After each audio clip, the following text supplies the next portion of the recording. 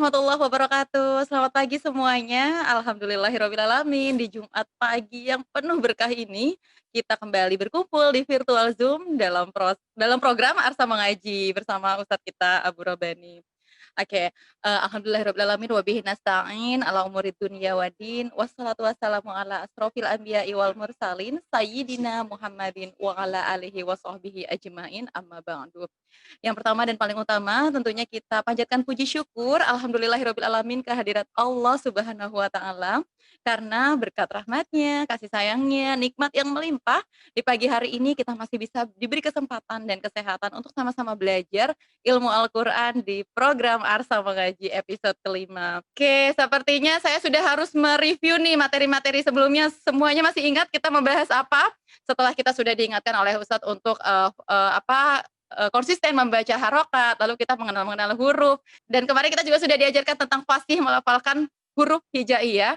Hari ini kita akan belajar lebih banyak tentang hijaiyah, yaitu dengan tema karakteristik huruf hijaiyah. Apa sih sebenarnya karakteristik huruf hijaiyah? Sepertinya semua sudah tidak sabar ya untuk mengetahui tentang ilmu ini. Oke, kalau gitu saya akan langsung ke Ustadz. Tapi sebelum ke Ustadz, sekali lagi, ada yang ketinggalan. Ketika saya berteriak Arsa Mengaji, tagline Arsa Mengaji kita, dari rumah masing-masing harus secara serentak dan semangat berteriak Iqra dari hati. Oke, saya coba ya sekarang ya. Arsa Mengaji, Iqra dari hati. Oke, jadi pagi hari ini harus buka semua hatinya, buka pikirannya agar ilmunya bisa masuk secara mudah. Kalau begitu saya serahkan waktunya kepada Ustadz Abu Robani. Silahkan Ustadz.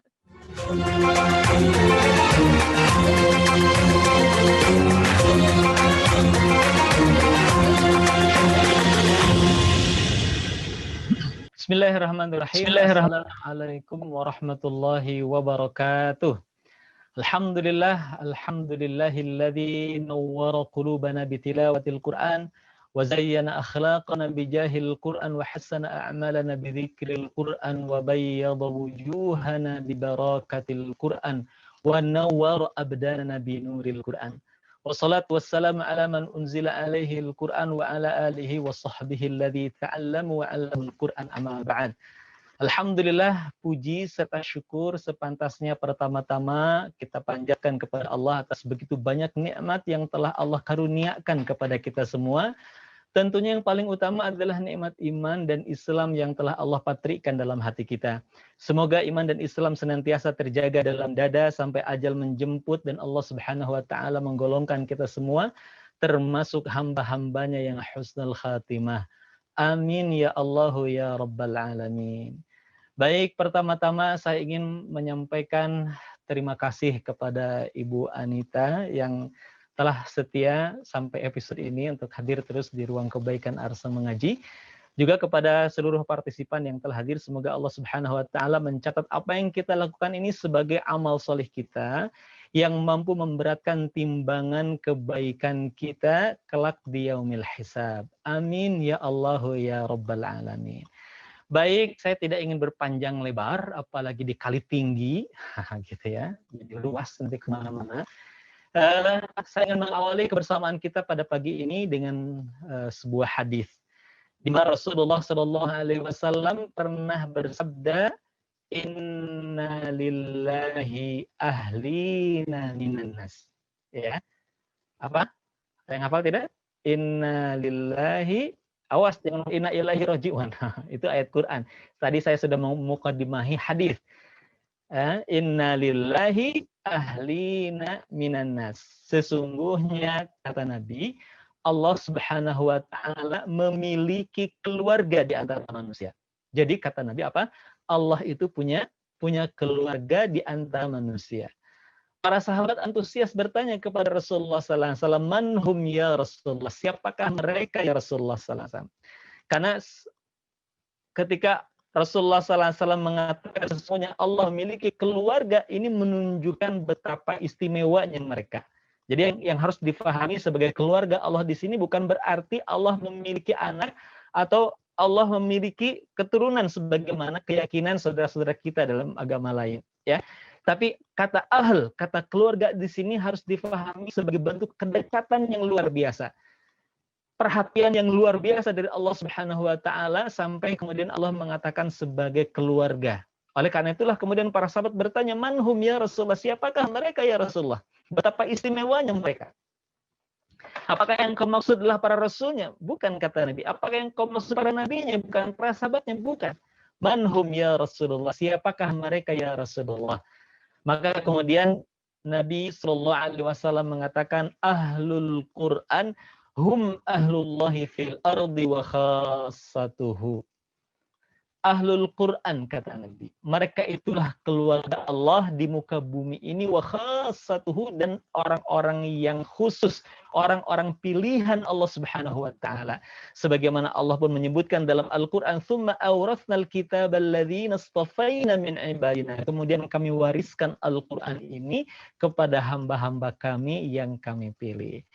Tuh, sahabat Arsa, jadi betapa mulianya orang-orang yang senantiasa berinteraksi dengan Al-Quran, baik itu membacanya, memahaminya, menghafalkannya, sampai kemudian mengamalkan dalam kehidupan sehari-hari. Ya, semoga saja kita terus dituntun oleh Allah Subhanahu Wa Taala, ditolong oleh Allah Subhanahu Wa Taala agar bisa mampu menghadirkan Al-Quran dalam hati kita dan mampu menghadirkan Al-Quran dalam kehidupan nyata kita sehari-hari. Baik, sebelum kita melanjutkan materi kita di karakteristik huruf, saya ingin mengingatkan tentang materi yang pernah kita bahas sebelumnya, bahwa kita telah membahas tentang kesalahan-kesalahan umum yang sering terjadi saat orang baca Al-Quran. Ada dua kesalahan umum yang berkaitan dengan huruf saat orang baca. Yang pertama, masih ingat, adalah kesalahan dalam melafalkan vokal atau harokat. Tidak sempurna dalam melafalkan harokat. Terutama, mohon maaf, ini orang Sunda biasanya. Yang paling ekstrim orang Sunda itu huruf I suka jadi E. Alam taro kaifa jadi alam taro kaepapa. Kaepa gitu kan ya. Au kasoibim suka jadi au kasoibim. Kullu nafsin da'iqatul maut suka jadi maut. Nah, bahkan resmi bahasa Sunda maut itu jadi maut. Kenapa? Kan kebiasaan U jadi O, maut gitu kan ya. Bahkan termasuk orang yang sudah beranjak mahir dalam baca Al-Quran seringkali tidak sempurna dalam melafalkan vokal. Ya, biasanya ketika vokal ini nggak sempurna, ketika berhadapan dengan huruf tebal, sehingga seringkali ketika melafalkan huruf tebal, huruf sebelumnya itu suka terbawa tebal. Contoh yang sederhana saja, ghairil maghdub, gha-nya itu tebal, sering dibaca jadi maghdub. Harusnya ma jadi ma, bukan ma tapi ma. Walad, bukan walad tapi wala. Ya, jadi bukan ghairil maghdub tapi maghdubi alaihim, tidak walad, tapi itu sering banget. Walad, bukan walad tapi wala. Sempurnakan vokalnya. Nah, ini kesalahan yang pertama yang telah kita bahas. Dan yang kedua, dalam membaca Al-Qur'an, kesalahan yang sering terjadi adalah kan huruf sukun, huruf mati yang sering mantul. Contoh misalkan alhamdu ghairil maghdu fi tadlil. Padahal kita tahu teorinya bahwa huruf yang mantul atau kita mengenal dengan qalqalah itu cuma 5 terangkai dalam sebuah kalimat baju di toko. Artinya selain baju di toko, mau di emper, mau di lemari gitu kan ya. Ya pokoknya selain baju di toko, apapun hurufnya, itu nggak boleh memantul suaranya. Harusnya bagaimana? Mengalir. Ya, disebut dalam sifatul huruf disebut dengan al-khawah. Al-khawah itu mengalir suaranya. Jadi alhamdulillahi rabbil bukan rabbil maghdu, bukan maghdu tapi maghdu. Ya. Silakan nanti untuk lebih lengkapnya sahabat-sahabat Arsa bisa langsung mereview kembali ya di YouTube-nya CT Arsa ya. Dan hari ini jangan lupa tapi untuk subscribe dulu sebelum nanti tonton videonya tuntas dari 1 sampai 4 ya. Jangan lupa untuk subscribe dulu, dikasih like, dikasih komen boleh, dan juga share ke teman-teman yang lain ya, insyaallah. Baik, kita juga pernah di episode sebelumnya melatih ya huruf dari A sampai Ya dalam lagu Abatasa. Nah, supaya tetap kita hafal lagu Abatasa, yuk kita sama-sama nyanyikan kembali lagu Abatasa. Kenapa pakai lagu? Karena sekali lagi, mahir itu nanti akan sebanding lurus dengan lamanya kita melafalkan. Dan supaya kita tetap asyik dalam melafalkan huruf-huruf hijaiyah, ya, saya membuat satu lagu, ya, judulnya adalah Abatasa, ya, ciptaannya adalah ini ciptaan almarhum Kang Aden Edkustik ya, atas inisiasi dari saya karena menginginkan orang atau terutama anak-anak kecil ya, anak-anak kecil saya lihat ketika belajar bahasa Inggris tuh happy banget gitu kan dengan lagu alfabetongnya A B C D E F G Ya, nah kemudian dihadirkanlah lagu Abatasa ini untuk supaya orang-orang mampu belajar Al-Quran dengan cara yang mudah dan menyenangkan. Yuk, tidak kita tunda-tunda lagi, kita sama-sama nyanyikan bersama lagu Abatasa. Ya, kita simak lagu berikut ini. Abatasa jaha kha da dhara za sa sha so طغى أغفق كلامنا وهايا أبت فجح خدا درز شخص طغى أغفق كلامنا وهايا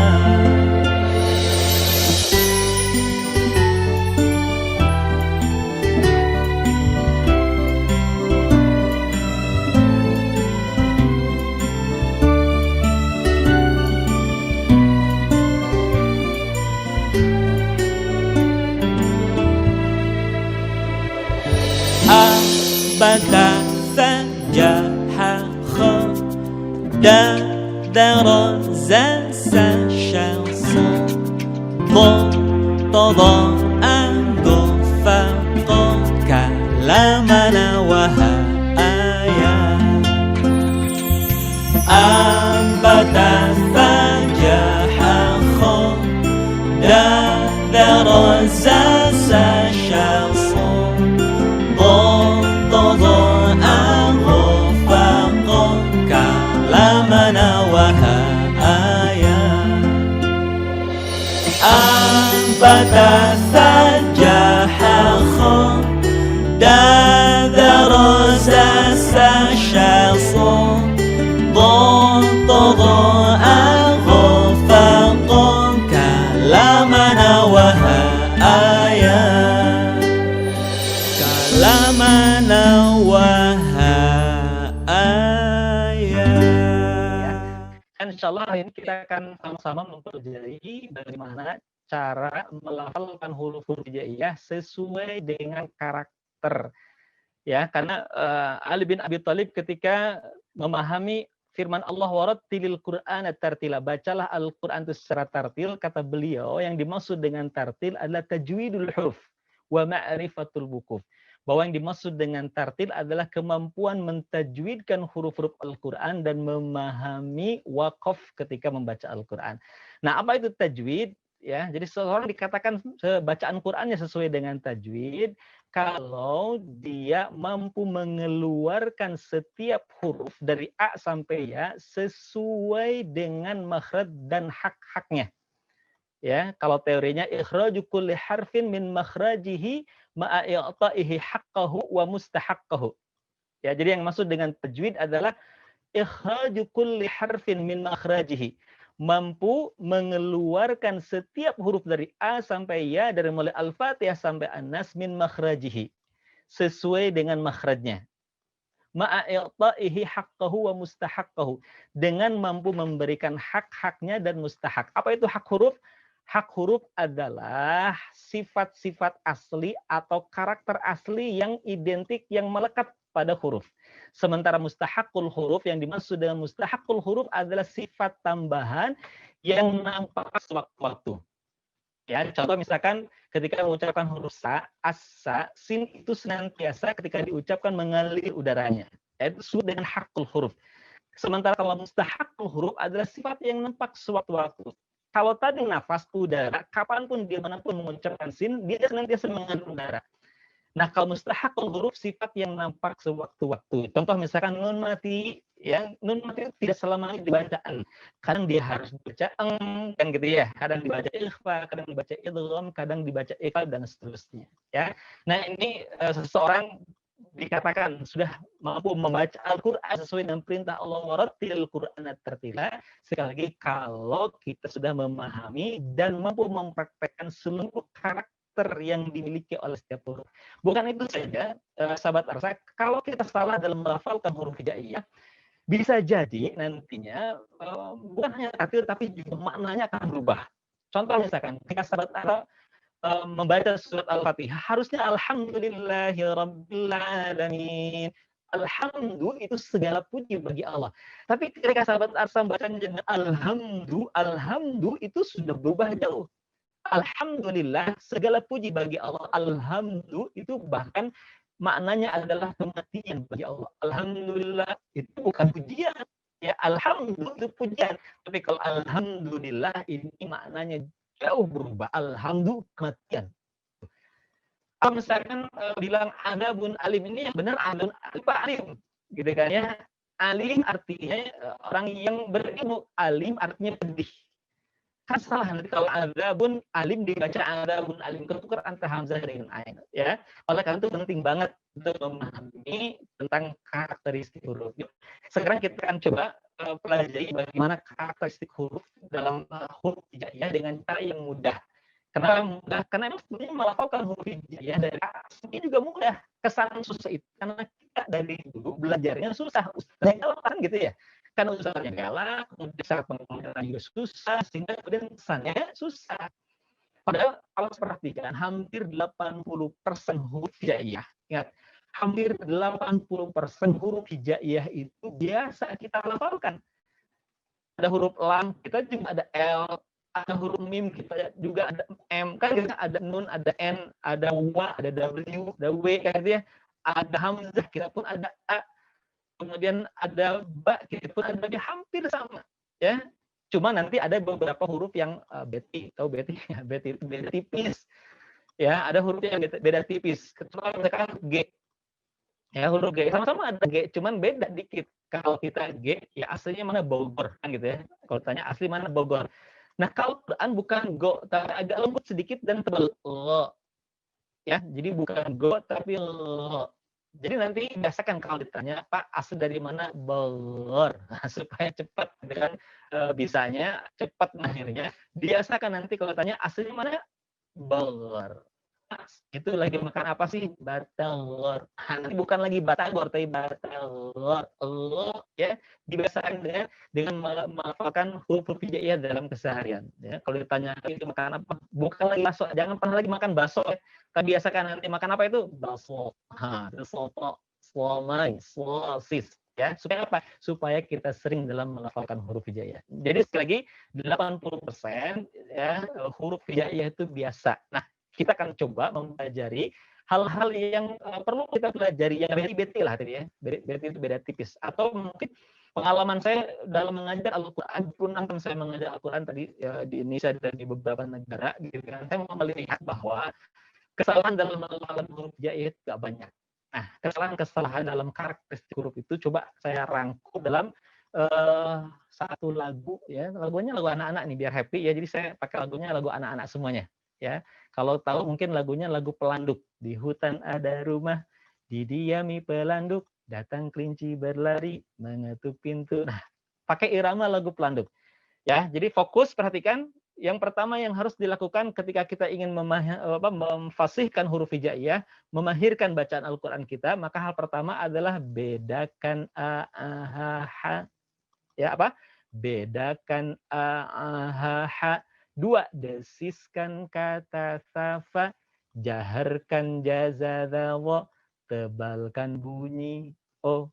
Sekali lagi, bedakan a, ha, ha, desiskan kata safa, jaharkan jazadawa, tebalkan bunyi o.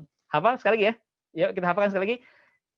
Bedakan a, ha, ha, desiskan kata safa, jaharkan jazadawa, tebalkan bunyi o. Nah, jadi kalau kita berbicara tentang huruf, maka hal pertama yang harus kita lakukan adalah bedakan a dengan a, ha dengan ha. Kesalahan pertama orang ketika membaca Al-Quran ya adalah seringkali tidak berbeda antara a dengan a. Misalkan a'udzu billahi an'amta atau an'amta ya. Ini orang sering keliru gitu kan ya antara hamzah dengan ain. Padahal saya ingatkan antara a dengan a itu biasa ya. Bilang a, hamzah itu bilang aku ya, bilang a orang Sunda ya, nggak pernah kan manggil anak laki-laki a sini a, bukan a tapi a. Tapi kalau nyuapin pakai ain, a, ya. Jadi sekali lagi, hal pertama yang harus kita lakukan adalah bedakan antara a, ha, ha. Dan hari ini yang akan kita coba fokuskan.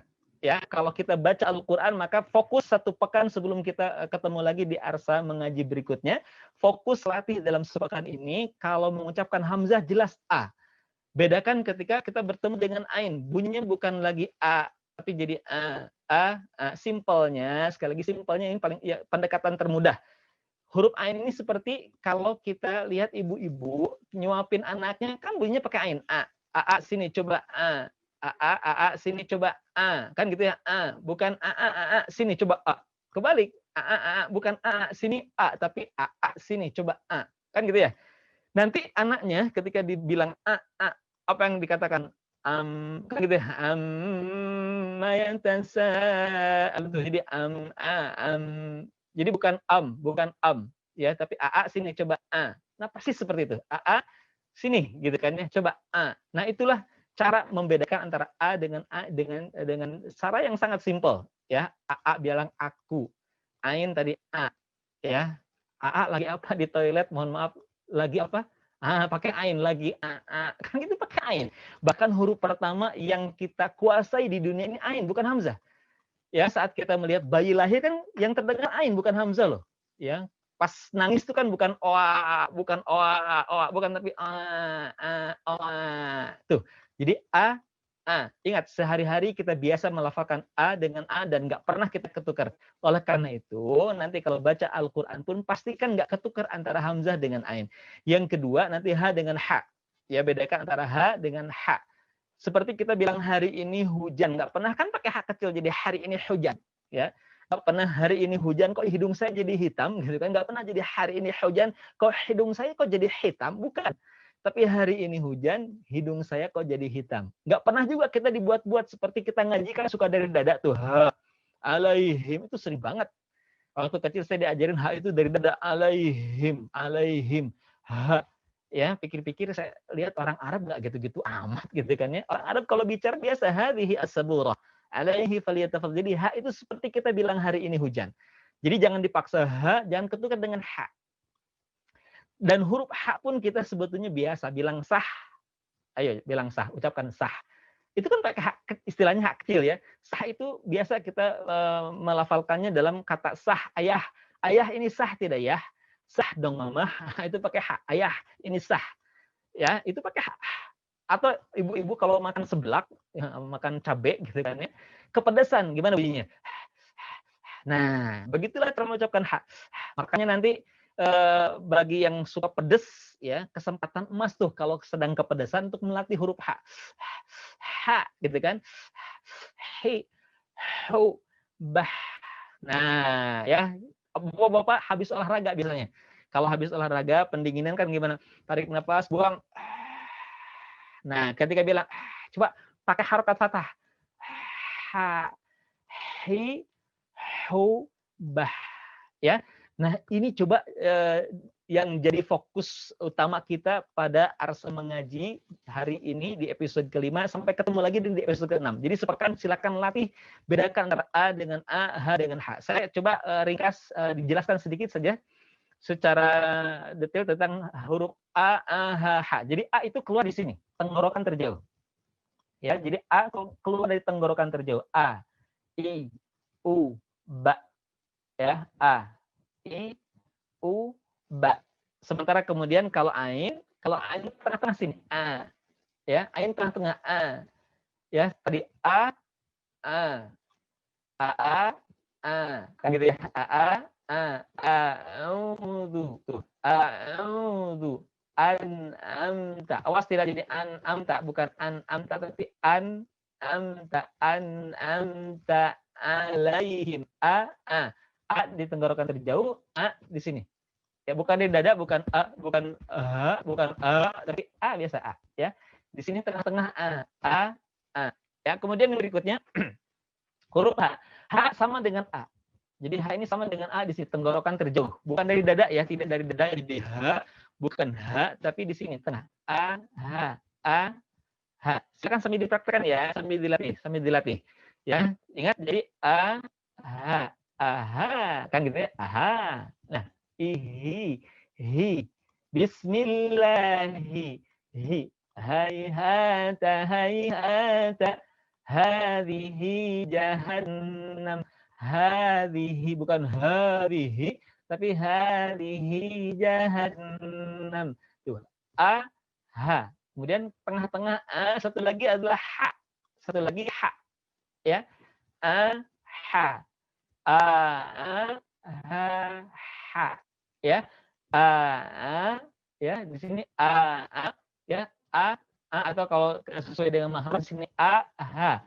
A, ha, a, ha. A, ha, sorry.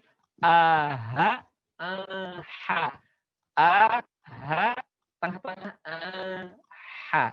Jadi kalau fathah a, i, u, ba, ha, hi, bukan hi, biasa ha, hi, hu, ba. Lihat a, i, u, ba, ha, hi, hu, ba. Sekarang tengah-tengah sini a, i, u, ba. Kalau mati ba, a, i, u, ba. Lihat, sekarang sekali lagi ha, hi, hu, bah. Kalau tadi ha, hi, hu, bah. Sekarang sini ha, hi, hu, bah. A, i, u, ba. Sekarang sini a, i, u, ba. Nah, ya. Coba sekali lagi fokus bedakan a, ha, dan ha, dan kita akan praktekkan dalam satu surat yang saya yakin sudah hafal semuanya, yaitu surat Al-Lahab.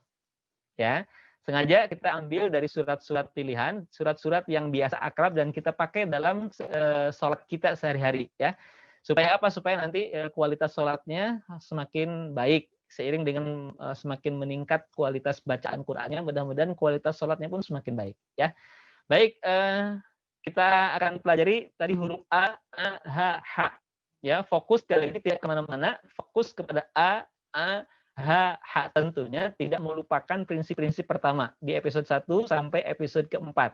Ya, episode 1 sampai 4 sekali lagi silakan nanti bisa sahabat Arsa review kembali di YouTube-nya Sete Arsa. Ya, sudah lengkap saya sampaikan bagaimana prinsip pertama pakai lagu ampar-ampar pisang kan gitu kan. Intinya dua.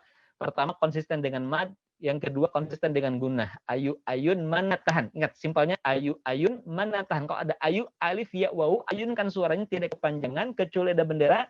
Yang kedua, kalau ada mim, nun yang berwarna, termasuk tanwin, maka tahan suaranya tidak tergesa-gesa. Ya, itu prinsip pertama yang telah kita pelajari di episode sebelumnya. Sekarang kita sedang belajar huruf, sempurnakan vokalnya, huruf sukun tidak ada yang mantul di episode keempat, dan hari ini kita coba menambah terus gitu kan, kemampuan kita dalam baca Al-Quran dengan memperhatikan bedakan antara a dengan a, ha dengan ha.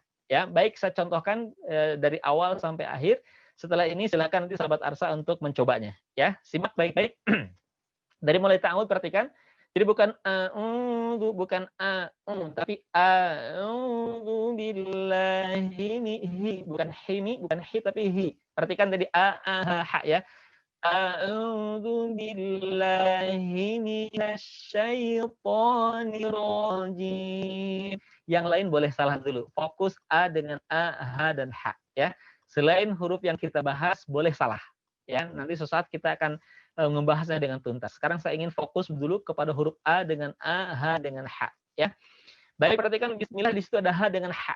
Ya, bedakan antara ha dengan ha. Perhatikan. Bismillahirrahmanirrahim dengan rah. Lihat. Hiroh. Jangan bismillahirrahman. Kita biasanya nggak kemana-mana. Ke ha. Tidak. Ke ha juga tidak. Bismillahirrahmanirrahim. Bukan. Tapi hi di sini. Bismillahirrahmanirrahim. Rahi. Baru rah dan hi. Rahmanirrahim. Ya. Jadi bedakan antara ha dengan ha. Perhatikan sekali lagi. Bismillahirrahmanirrahim. Perhatikan ayat pertama. Tabbat yada abi laha. Ingat itu dah. Lahabin wa tab. Hati-hati, kesalahan paling banyak terjadi dalam surat Al-Lahab ini. Lahab ini sering tergesa-gesa. Ya, lahab ini sering tergesa-gesa. Sering lahabi wa tab, lahabi wa. Jangan lahabi wa, tapi lahabi. Ini pelajaran di episode pertama. Ya, episode pertama dan episode kedua kita belajar tentang konsistensi mad dan gunnah. Ya, babnya bab gunnah ini. Ingat harus konsisten. Setiap ada mim, nun, dan tanwin yang diberi warna, tentunya kalau Quran sahabat Arsa berwarna. Kalau belum berwarna, silahkan PR di rumah nanti diwarnain dulu ya. Kalau tidak ingin mewarnain, capek, silahkan segera dapatkan Quran Cordoba. Ya, Quran Cordoba ini mushafnya telah disesuaikan dengan metode, atau mungkin sebaliknya. Maksudnya, kalau quantum reading Quran ini pewarnaannya disesuaikan dengan Quran Cordoba. Ya, jadi sangat cocok pas kalau mempraktekkan QRQ ini, Quran yang digunakannya adalah mushaf Cordoba. Ya, tipe apapun nantinya. Nah, nanti kalau sudah berwarna, Qurannya cari mim nun tanwin yang berwarna. Kalau ada mim nun tanwin yang berwarna, sekali lagi jangan tergesa-gesa. Contoh surat Al-Lahab ini sering banget lahabiu wa tab. Hati-hati, bukan lahabiu wa, tapi lahabiu wa. Hitung begini, lahabiu, dua ketukan baru wa. Lahabiu wa, gitu ya. Lahabiu wa, jangan lahabiu wa. Kesalahan yang kedua, selain tergesa-gesa, seringkali tidak masuk rongga hidung, padahal gunnah itu tempatnya di rongga hidung. Jadi suka lahabiu, bukan biu, tapi coba latih agar masuk rongga hidung. Lahabiu, biu, biu, bukan biu, biu. Tuh. Bukan lahabiu, tapi masuk rongga hidung. Biu, wa, ya. Watab, kemudian watab, lihat baknya ada tasdid, menunjukkan kalau ada huruf yang bertasdid, menunjukkan hurufnya ada dua. Jadi jangan langsung watab, tapi watab satu, kemudian be. Ada dua ya, watab be. Ya, saya contohkan lagi dari ayat pertama, perhatikan lengkap. Tabbat yada abi lahabin watab. Bisa? Nah, silakan diperhatikan ya. Baik, perhatikan ayat kedua. Ma aghna anhu maluhu wa ma kasab. Ayat kedua ini yang rawan salah adalah gha-nya karena sering mantul. Ini episode yang keempat nih, episode yang sebelumnya ya. Sering kali mantul aghna, atau nanya ke bawah panjang karena namanya panjang. Ma aghna an, salah. Ma panjang karena ada bendera. Nanya nggak ada bendera. Berarti nanya nggak boleh kepanjangan. Jadi cukup ma'agna'an. Hati-hati ada hu lagi. Bukan anhu, tapi anhu maluhu ha. Hi hu, bah tadi sudah ha, hi, hu, hu. Jadi anhu maluhu, bukan luhu, luhu. Ya. Ma'agna anhu ma'an, bukan an tapi an. Ya, tadi anhu maluhu wa ma kasab. Ya, sekali lagi. Ma aghna anhu maluhu wa ma kasab. Fokus nanti yang baca ya pada huruf ainnya anhu. Ya, bedakan a dengan a, kemudian hu-nya anhu maluhu wa ma kasab. Begitu ya. Baik, kita ayat ketiganya. Sayasla naran dzata lahab. Ada hak lagi, perhatikan. Ya, jangan lahab tapi lahab. Lahab. Rongnya jangan tergesa-gesa. Kesalahan paling banyak ayat ketiga ini sebetulnya ada di kata ron. Ya, karena gunahnya sering tergesa-gesa. Naran dza. Harusnya tahan. Naran dzata lahab. Sayasla naran dzata lahab, gitu ya. Sayasla naran, ayun, lana, jangan kepanjangan. Sayasla naran, jangan. Ayun, sayasla naran. Nah, rongnya agak lama sedikit. Sayasla naran dzata lahab. Begitu? Ayat keempat, perhatikan. Wamra'atuhu ha. Hati-hati hu ha. Ha lagi, perhatikan ya. Bedakan antara ha dengan ha materi kita pada pagi ini. Wamra'atuhu ham. Nya jangan tergesa-gesa. Hati-hati, kesalahan paling banyak dalam baca Quran karena gunahnya seringkali tergesa-gesa. Wamra'atuhu hammalatal hatab. Ha. Wamra'atuhu ha. Ha. Ada dua ha, ada satu hu. Perhatikan, bedakan dengan tegas ya. Wamra'atuhu hammalatal hatab. Ayat terakhir perhatikan. Fi jidiha ha. Nah, ada lagi ha dengan ha. Bedakan antara ha dengan ha. Dan fi jidiha-nya jangan kepanjangan. Karena banyak yang gini. Fi jidiha ha. Salah. Ya, kepanjangan. Jangan fi. Ingat konsepnya ayu, ayun. Rumusnya dalam KRK ayu, ayun. Ingat ya, kalau ada alif, ya, wawu, tanda panjang, maka panjangkan, tapi jangan kepanjangan. Caranya gimana supaya nggak kepanjangan? Ayun suaranya. Lahina nida dida fi jidiha ha. Gitu ya. Fi jidiha ha. Nah, kemudian bedakan antara ha dengan ha. Ha. Bukan fi jidiha ha. Bukan. Ha. Ya. Fi jidiha hablum mim masad. Di akhir perhatikan ada dua gunnah, jangan tergesa-gesa. Kesalahan sekali lagi yang paling banyak karena tergesa-gesa dalam gunnah. Jadi tahan, hablum mim masad. Lum dan mim harus seimbang, konsisten. Fi jidiha hablum mim masad. Ya, saya ulang dari awal sampai akhir, perhatikan. Saya ulang dari awal lengkap sekarang. A'udzu billahi minasyaitonir rajim. Bismillahirrahmanirrahim. Perhatikan ayat pertama. Tabbat yada abi lahabin wa tabb. Ma aghna anhu maluhu wa ma kasab. Sayasla naran dhata lahab. Wamra'atuhu hammalatal hatab. Fi jidiha hablum mim masad. Nah, ini dia sahabat Arsa materi kita pada pagi ini. Bedakan a, ha, ha. Ya, jadi kalau baca Quran pastikan berbeda antara a dengan a. Kenapa? Selain untuk menjaga ketertilan baca Al-Quran, juga untuk menjaga kesempurnaan makna. Karena salah baca a jadi ain jadi a misalkan, atau ha jadi ha, seperti tadi saya sampaikan, alhamdulillah segala puji dibacanya alhamdulillah. Alhamdulillah artinya kematian. Alhamdulillah segala puji, alhamdulillah berarti kematian bagi Allah. Kan jauh banget gitu kan ya. Oleh karena itu mulai hari ini ya latih bedakan antara fokus antara a dengan a, ha dengan ha. Dan tadi kita telah sama-sama mempraktekannya dalam surat Al-Lahab ya. Mbak Nana, silakan saya kembalikan dulu kepada Mbak Nana untuk menyeleksi siapa kira-kira yang hari ini akan mencoba bacanya ya. Terima kasih Ustadz Abu Robani. Alhamdulillahirrahmanirrahim. Satu materi sudah kita lalui lagi di episode 5 ini. Lanjut kita ke agenda untuk praktek membaca. Tapi Ustadz sebelumnya nih, kita coba selipkan dulu ada pertanyaan dari salah satu peserta atas nama Mia Oktora. Boleh ya Ustadz ya dibantu menjawabnya? Pertanyaannya seperti ini.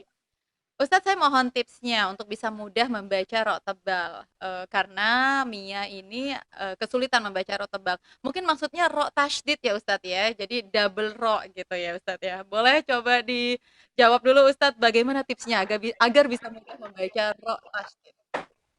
Ya, sebetulnya nanti bab ro ini kalau di lagu tadi kan ya, tebalkan bunyi o, bedakan a, ha, ha pertama. Yang kedua, desiskan kata safa. Ini akan materi pekan depan. Desiskan kata safa. Pekan depannya lagi, jaharkan jazadha. Nah, yang terakhir baru kita akan bahas tebalkan bunyi o. Maksudnya semua huruf yang pakai o, khosobogotoko, termasuk huruf ro, itu tebalkan. Bagaimana caranya? Nah, sebenarnya akan dibahas nanti. Tapi apalah gitu kan ya. Karena sudah ditanya, cara yang paling mudah untuk memenuhi karakter, sifat-sifat. Dan emang huruf ro ini kalau bicara tentang karakter, ro ini paling banyak sifat yang dimiliki dibandingkan dengan huruf-huruf yang lain. Jadi kalau huruf lain paling banyak 6 sifat, paling banyak itu 6 sifat, 6 karakter. Kalau ro ini sampai 7. Satu-satunya yang memiliki banyak karakter itu huruf ro. Tapi saya punya tips yang sederhana supaya ro ini tebal. Perhatikan nanti ro nggak bentuk lisannya tidak begini. Kalau kita kan lisannya gini R. Nah, dulu saya diajarkan oleh Syekh Abdullah Son'an, Imam Besar Masjid Jeddah. Saya pernah bertalaki dengan beliau. Beliau mengajarkan huruf ro itu supaya tebal, lidahnya begini. Jadi bukan R tapi gini, R. Nah, gitu ya. Kalau kita biasa R. Nah, supaya cepat bisanya, biasakan nanti setiap Jumat, ingat, ada apa? Ada arusan mengaji. Gitu kan ya. Bukan lagi R nanti coba, bukan arsa tapi arusa. Caranya gini, lidahnya bukan arsa tapi arusa. Arusa. Entar ada arusa. Ya, sama siapa? Sama Teh Arusa, gitu kan, sebetulnya sahabatnya namanya Arsa juga, gitu kan ya. Jadi kita ikuti program Arusa dengan siapa? Dengan Mbak Arusa. Jadi bunyinya entaru, sebentar. Mau kemana? Ke pasaru. Nah, biasa kan begitu ya. Mau kemana? Ke pasaru, gitu. Kemarin saya ke pasaru tapi nyasaru. Nah, gitu dibiasakan intinya. Nah, lidahnya gini, ya. Lengkapnya insya Allah nanti di episode berikutnya kita akan bahas tuntas semuanya insya Allah ya.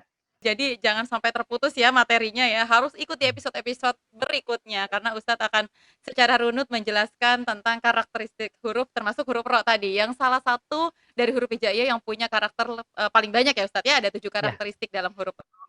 Oke, Ustadz kalau tadi ngomongin arsa mengaji terus ro-nya itu harus diganti jadi R, itu nggak berlaku buat host ya Ustadz ya, karena panjang banget saya menjelaskan tentang application di awal Ustadz. Itu agak repot nanti lidah saya.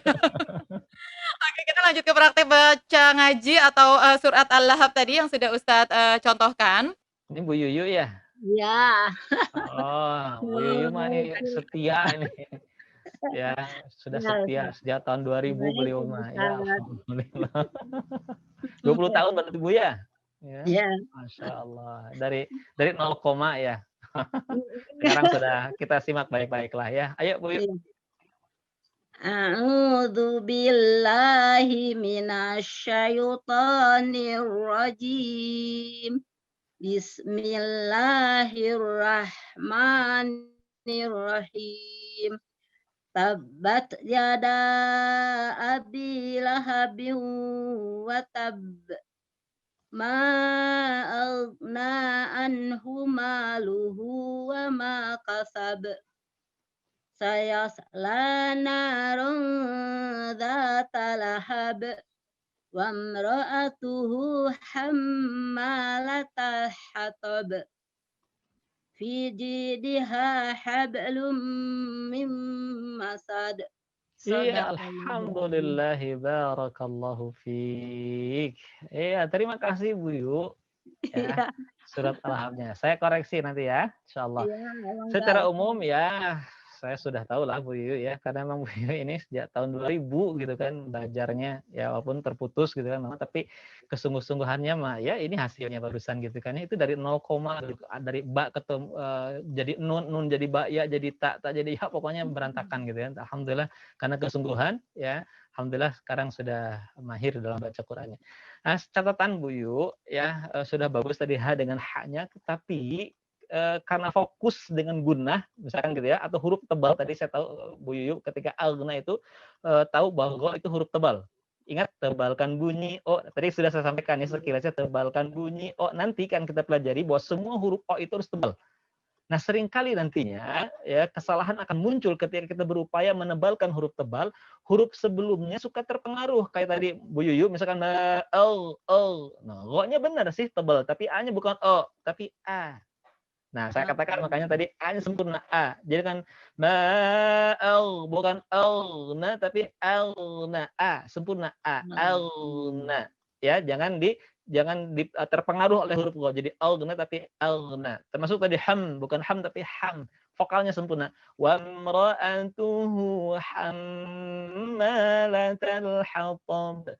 Demikian catatan untuk Ibu Yuyu. Ditunggu kembali pekan depan insyaallah. Ya, amin. Ustaz. Assalamualaikum. Waalaikumsalam warahmatullahi wabarakatuh. Ya, itu sekaligus mengingatkan saya secara pribadi Ustadz bersemangat untuk terus belajar Al-Quran.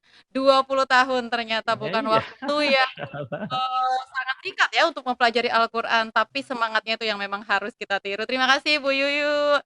Oke, Ustadz Abu Robani, kita 2 episode yang lalu sudah selalu membahas kandungan ayat atau kandungan surat ya Ustadz ya.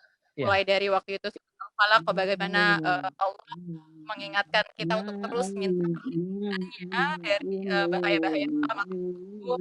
Lalu ada juga kemarin Al-Zalzalah, yaitu bagaimana Allah mengingatkan bagaimana hebatnya guncangan saat hari kiamat. Nah, pagi ini kita diperkenalkan dengan surat pendek lainnya, yaitu Al-Lahab. Ustadz, mungkin boleh Ustadz jelaskan kandungan dari surat tersebut Ustadz kepada kita. Silakan Ustadz. Baik, bismillahirrahmanirrahim. Jadi surat Al-Lahab ini berbicara tentang satu tokoh yang bernama Abdul Uzza bin Abdul Muttalib. Beliau adalah paman Nabi sendiri. Ya, Abdul Uzza bin Abdul Muttalib punya gelar namanya Abu Lahab. Panggilannya adalah Abu Lahab. Ada yang mengatakan Abu Lahab ini karena Abdul Uzza ini memiliki wajah yang kemerahan seperti api yang menyala. Maka kemudian orang-orang memanggilnya Abu Lahab. Ada juga yang mengatakan Abu Lahab ini disematkan kepada Abdul Uzza seiringan dengan turunnya surat Al-Lahab ini. Jadi latar belakangnya begini.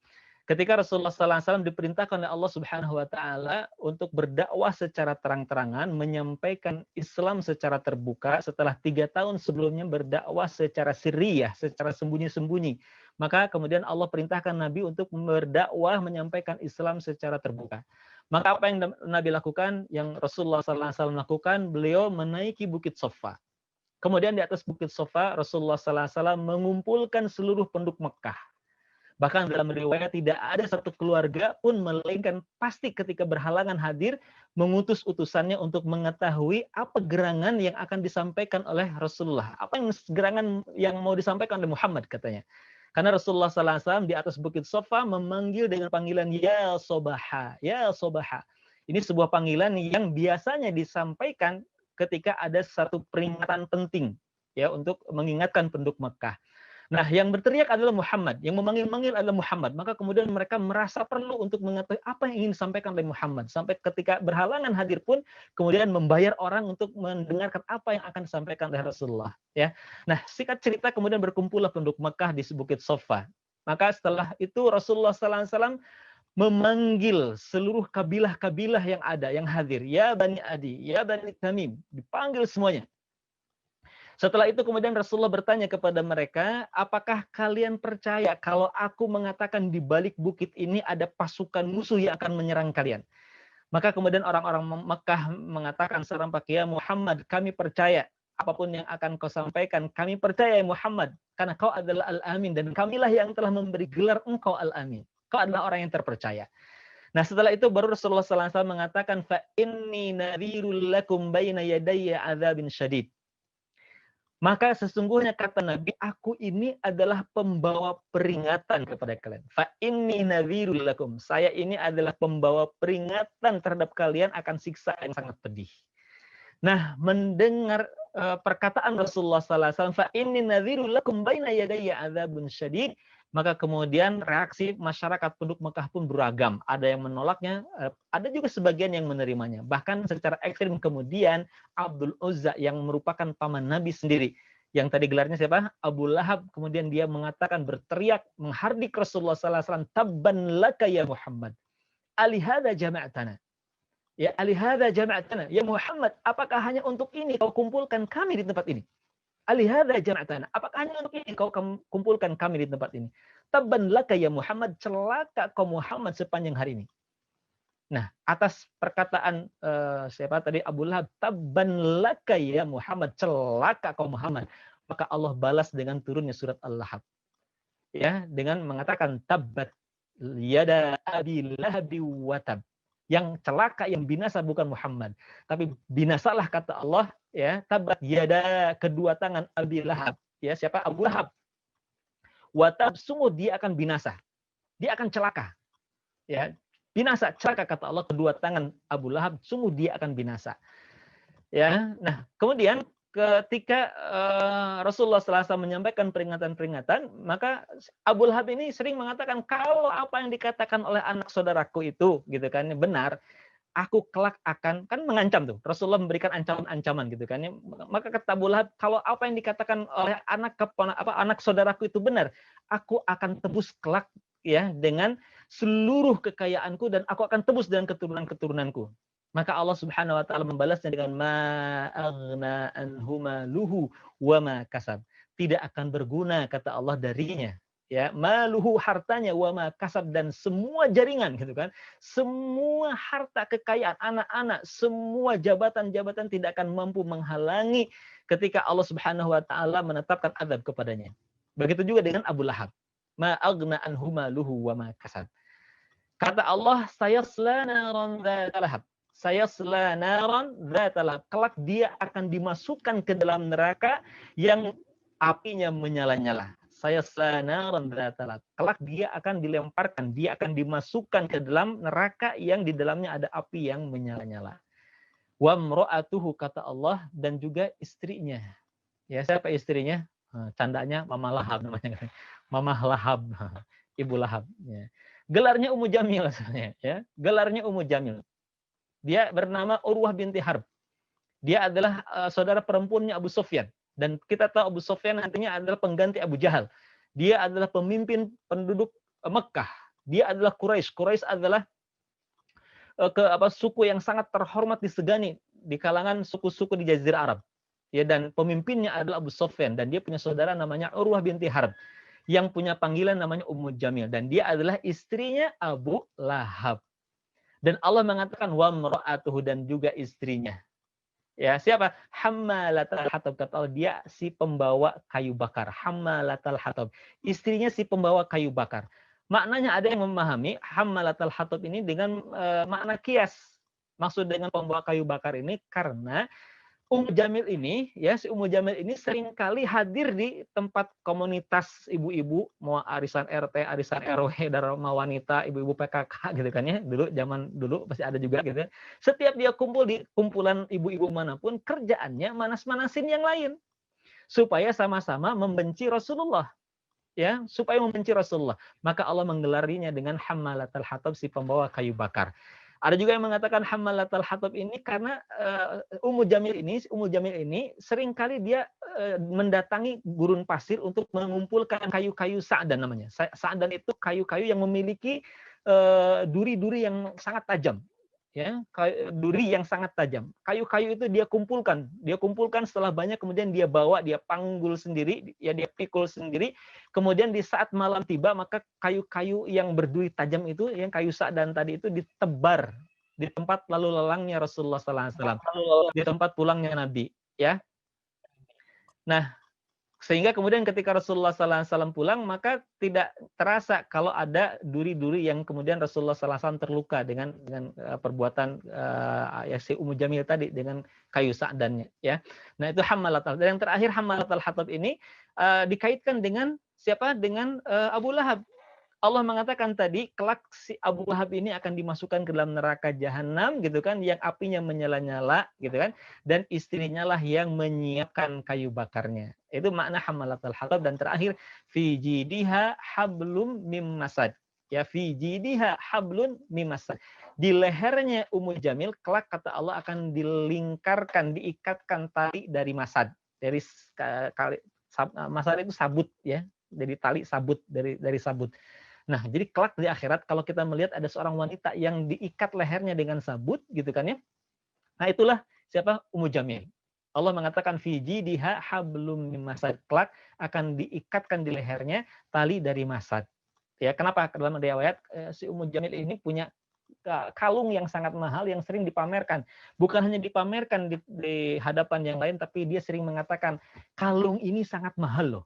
Ya, kalung ini sangat mahal. Dan aku akan mendermakannya untuk memerangi Muhammad, katanya. Aku akan mendermakan kalung yang mahal ini untuk apa? Memerangi Muhammad. ya, maka Allah membalasnya fi jidha hablum min masad. Allah akan gantikan kalungnya itu dengan tali di akhirat nanti yang terbuat dari massa. Dengan tali itulah kemudian dia akan diseret untuk dimasukkan ke dalam neraka jahanam. Nah, ini barangkali Mbak Nana isi kandungan dari surat Al-Lahab. Insya Allah nanti akan kita bahas di episode berikutnya surat yang lain dan tema yang lain. Tadi sudah saya bahas sekilas ya. Kita akan menyelesaikan bahasan dari karakteristik huruf berikutnya. Yang pertama tadi apa? Bedakan a, ha, ha. Nah, insya Allah pada pertemuan berikutnya desiskan kata safa, desiskan kata safa. Tapi jangan lupa untuk melatih terus dari episode 1 sampai episode keempat sampai episode kelima hari ini belajar a, ha, dan ha. Dan silakan untuk mereviewnya kembali sahabat Arsa untuk bisa membuka di YouTube-nya CT Arsa. Jangan lupa untuk tetap like, komen, dan subscribe nanti di akhirnya ya. Demikian insya Allah kita akan berjumpa lagi di pekan depan. Saya kira cukup untuk pertemuan kali ini. Terima kasih terutama untuk Ibu Anita dan seluruh partisipan yang telah hadir di ruang kebaikan Arsa Mengaji. Demikian barangkali. Assalamualaikum warahmatullahi wabarakatuh.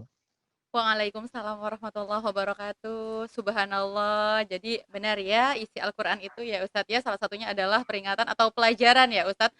Berarti kalau boleh saya simpulkan sedikit dari surat Al-Lahab yang tadi Ustadz review, itu adalah berisi tentang pelajaran atau ibroh yang bisa kita ambil bagaimana sih seorang Abu Lahab walaupun paman Rasulullah dalam kisahnya dan ancaman Allah kepadanya gitu ya Ustadz. Ya mudah-mudahan kita bisa mengambil hikmahnya semua dari apa yang sudah Ustadz Abu Robani jelaskan. Ya, artinya ketika sudah kita membahas kandungan ayat atau kandungan surat pendek tadi, itu juga sudah menutup acara Arsa Mengaji di episode 5 kali ini. Saya ucapkan sekali lagi kepada Ibu Anita Ratnasari Tanjung yang sudah berkenan hadir dan tetap bersemangat sampai episode kelima ini. Begitu juga saya ucapkan terima kasih kepada seluruh partisipan, baik itu melalui Zoom ataupun melalui YouTube, yang sudah berkenan memantau, belajar bareng sampai episode kelima ini. Mudah-mudahan tidak putus semangat ya, karena materinya seperti yang tadi Ustadz Abu Robani bilang, kita akan terus membahas secara berkesinambungan. Oke, terima kasih juga kepada Ustadz Abu Robani tentunya dan tim yang sudah berkenan memberikan materi secara sabar dan secara menyenangkan tentunya. Mudah-mudahan ilmunya bisa kita manfaatkan ya Ustadz. Kalau tadi saya kutip sedikit saran dari Ustadz Abu Robani bahwa memang Arsa Mengaji ini setiap minggu, tapi sebenarnya mengaji atau melatihnya adalah setiap hari. Artinya ketika kita mau melanjutkan ke episode 6, jangan lupa untuk terus melatih apa materi-materi yang sudah Ustadz Abu Robani sampaikan ke kita. Kalau ada yang lupa-lupa, terus tonton YouTube kita ya, karena kita akan sharing di sana. Jangan lupa untuk di-like, di-subscribe. Kalau memang dirasa banyak manfaatnya, di-share juga ke banyak orang. Jangan lupa yang lain untuk terus mengajak rekannya, saudaranya, teman-temannya, orang terdekatnya untuk sama-sama belajar. Karena seperti yang kita tahu ya, membaca Quran secara tartil yang baik dan benar itu sangat disarankan. Karena Al-Quran bagaimanapun juga akan menjadi penolong kita nanti di hari Yaumul Qiyamah kelak. Selesai sudah episode kelima kali ini. Jangan putus untuk terus belajar di Arsa Mengaji di episode ke-6. Kita akan membahas berbagai ilmu pengetahuan yang sudah Ustadz Abu Robani tadi sampaikan. Kita akan membahas tentang bagaimana sih mendesiskan beberapa huruf, bagaimana menjelaskan beberapa huruf, dan bagaimana cara membacanya di dalam karakteristik huruf-huruf hijaiyah. Kita baca doa akhir majelis bersama. Subhanakallahumma wa bihamdika asyhadu alla ilaha illa anta astaghfiruka wa atubu ilaik. Saya Nana mohon undur diri, mohon maaf jika ada kesalahan di episode kelima ini. Tetap semangat, mudah-mudahan semuanya sehat. Assalamualaikum warahmatullahi wabarakatuh.